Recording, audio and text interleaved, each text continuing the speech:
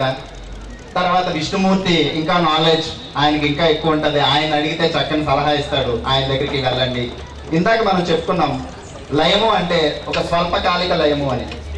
అలాగే ఆత్యంతిక ప్రళయము, స్వల్పకాలిక ప్రళయము, ఆత్యంతిక ప్రళయము అని రెండు రకాలుగా ఉంటాయి. ఆత్యంతిక ప్రళయం అంటే అందులోంచి బయటపడటం, అంటే నేను నాది అనే స్థితి నుంచి బయటపడటం అన్నమాట. ఒకనొక స్వామీజీ ఒక బ్రహ్మచారి దగ్గరికి వెళ్ళి నేను అడిగాను, సార్ మీరు పెళ్లి ఎందుకు చేసుకోలేదు అంటే, ఎవరన్నారు నేను పెళ్లి చేసుకోలేదని, నాకు 150,000 మంది పిల్లలు ఉన్నారని చెప్పారు. ఇదేంటి ఒక బ్రహ్మచారి స్వామీజీ మీకేంటి ఎంతమంది అంటే, ఎన్నో జన్మలు ఎత్తి ఎంతో మంది, ఈ జన్మలో మీకు ఒకటే పిల్లలు అయినట్టు నాకు ఎన్నెన్నో జన్మల నుంచి అనేక భార్యలు నాకు ఉన్నారు. అలాగే ఆ స్థితి నాది నేను అనే స్థితిని దాటి ఇలాగ ఉన్నతమైన ఆత్మస్థితికి వెళ్ళటమే ఆత్యంతిక ప్రళయము. ఇలాంటి స్థితిని తెలుసుకోవడానికి ఈ దేవతలు కూడా ఎన్నో రకాలుగా శక్తులు ఉపయోగించుకోవడానికి ప్రయత్నం చేశారు.